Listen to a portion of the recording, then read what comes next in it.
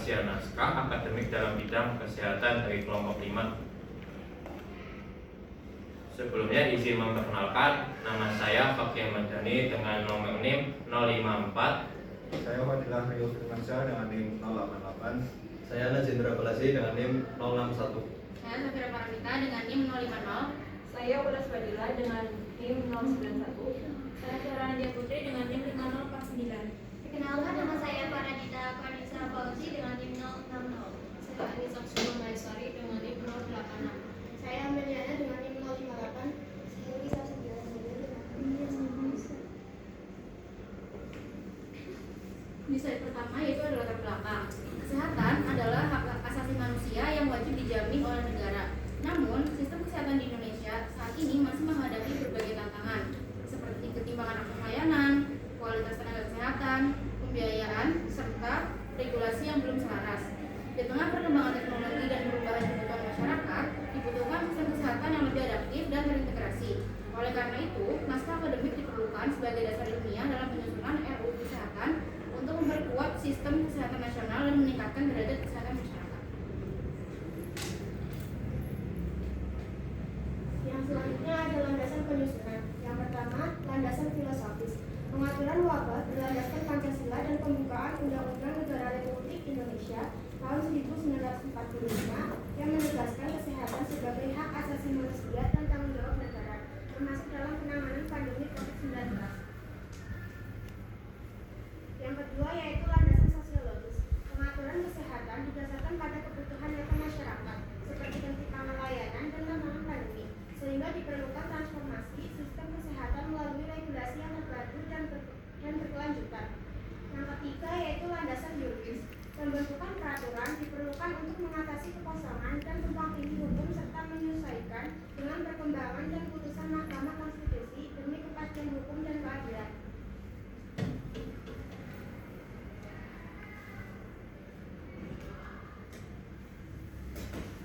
Selanjutnya, tujuan penyusunan naskah akademik. Yang pertama ada mengetahui perkembangan teori terkait di bidang kesehatan serta bagaimana praktik empiris di bidang kesehatan. Yang kedua, mengetahui kondisi dan korelasi peraturan perundang-undangan yang terkait di bidang kesehatan saat ini. Yang ketiga, merumuskan pertimbangan atau landasan filosofis, sosiologis, dan yuridis dari penyusunan RUU tentang kesehatan.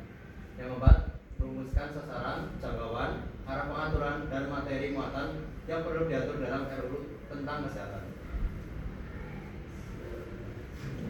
Selanjutnya ada ruang kajian. Di ruang kajian ini meliputi yang pertama ada ketentuan umum.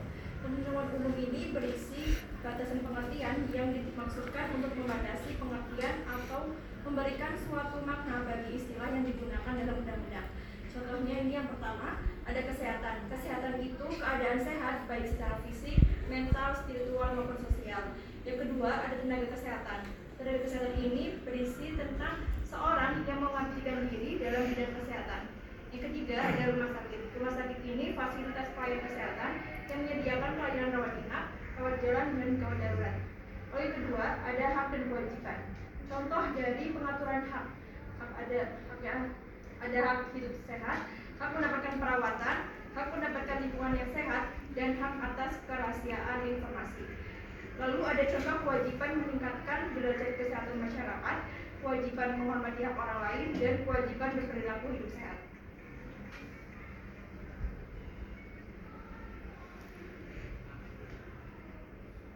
Selanjutnya ada permasalahan utama. Yang pertama itu akses layanan kesehatan terbatas dan Ketimpangan wilayah, di mana ketimpangan antar kota dan daerah terpencil itu berbeda. selanjutnya yang kedua ada distribusi tenaga kesehatan tidak merata. Yang ketiga ada pembiayaan kesehatan dan ketergantungan impor. 4, sistem rujukan dan informasi kesehatan lemah. Yang kelima, ketahanan sistem kesehatan rapuh seperti pandemi COVID-19. Dan yang terakhir, tantangan demografi, bonus, demografi dan higien population. Di sini ada pendekatan dan metode kajian, yaitu pendekatan kajian menggunakan 3 pendekatan utama, yaitu pertama yuridis normatif, yaitu untuk menganalisis peraturan hukum yang berlaku. Lalu yang kedua ada empiris kualitatif, yaitu untuk memahami kondisi dan masalah nyata di lapangan. Lalu di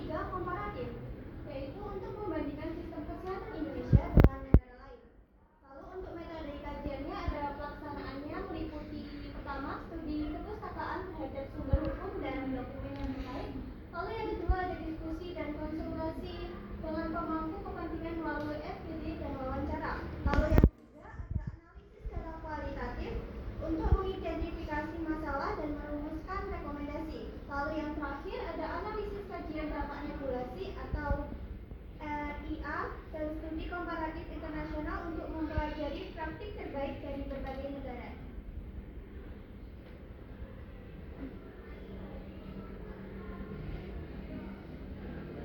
Berikut analisis substansi naskah. Yang pertama itu kesesuaian dengan regulasi dengan kebutuhan masyarakat.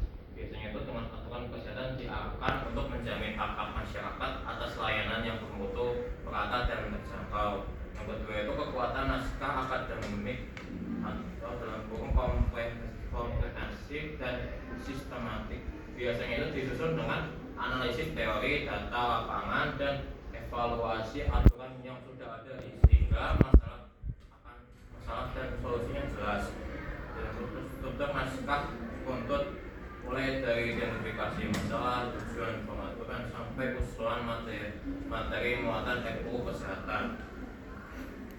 Yang ketiga yaitu potensi kelemahan. Sebagai usulan untuk aturan turunan yang rinci sehingga risiko sulit diterapkan jika tidak segera diikuti peraturan pelaksanaan. Terus kapasitas daerah yang berbeda-beda dan pengawasan lemah bisa membuat pelaksanaan regulasi tidak merata di lapangan.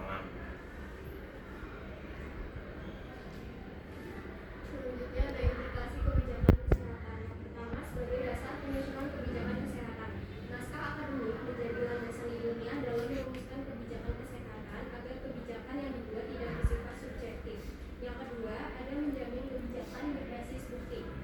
Implikasi kebijakannya yaitu setiap aturan di bidang kesehatan harus didukung dengan bukti ilmiah seperti data epidemiologi. Yang ketiga, meningkatkan kualitas dan konsistensi regulasi kesehatan, yaitu dengan adanya naskah akademik, kebijakan kesehatan yang dihasilkan menjadi lebih sistematis dan terstruktur. Yang keempat, memberikan perlindungan terhadap kepentingan masyarakat.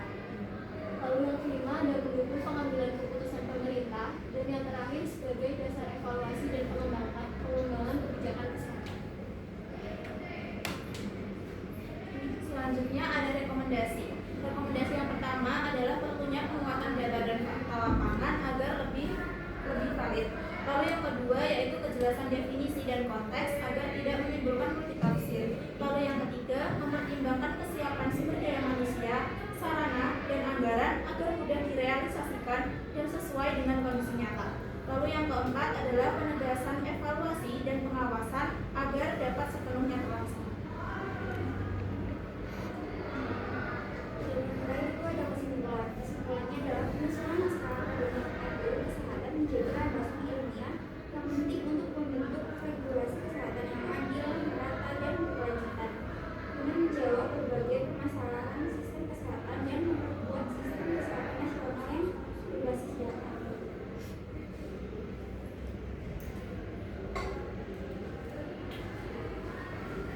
Cukup sekian dari presentasi kelompok kami. Jika ada yang kataan kita salah, mohon dimaafkan.